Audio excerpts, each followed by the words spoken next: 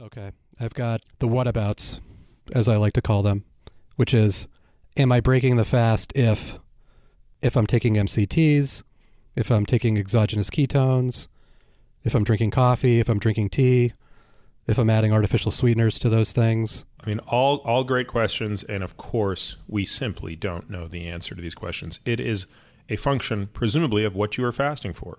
So, if someone says, I'm fasting because I want to have no calories, because I want to, lose weight, which there's no more direct way to lose weight than to not eat anything, then it probably doesn't matter if you're consuming non-caloric entities regardless of their impact on you.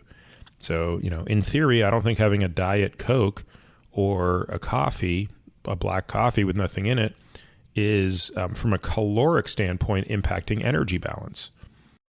Now, I think the problem with having a Diet Coke during a fast is it's going to F up your S. I'm glad you got that.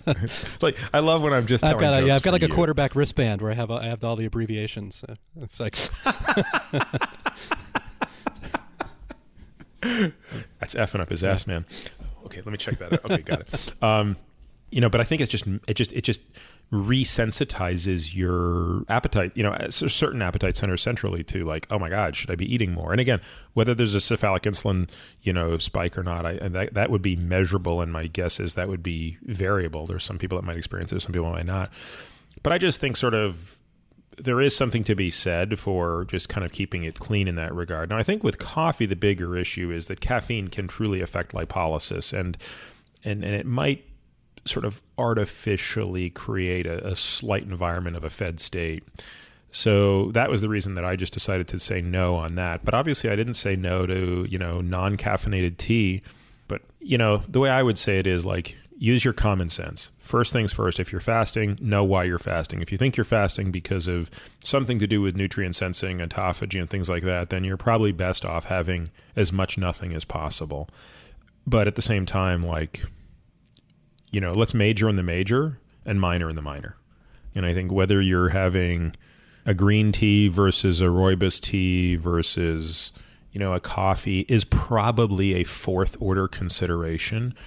If you're doing a 3, 5, 7 day fast, it probably isn't nearly as important as, say, the fasting. Right. And depending on the protocol, there is not a ton of data, but there is some data.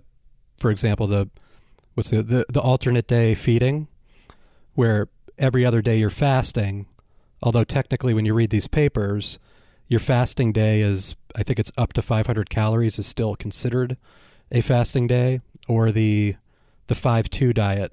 So there's 2 days of fasting, right? Theoretically, but again, but they're not back to back, right? I think there's some flexibility, but I don't know if there's like a standard protocol. Typically, it's probably that there's, you're wedging it in your week. But again, on those 2 days, I think it's 500 calories or less. And then Longo's fasting mimicking diet, I think day 1 is something like 1,000 calories, and then days 2 through 5 are 700 calories. And based off of his experience, I think he looks at IGF-1 a lot and some other marker, and IGF, BP, I want to say 3 is what he looks at. He looks at those 2 things, and part of why he says it's a fasting mimicking diet is because he sees some of these markers move in a similar direction to where you're fasting. So coffee, tea, that might be majoring in the minor in some of these instances, but I just wish we had more information on all this stuff. Yeah, me too. For sure.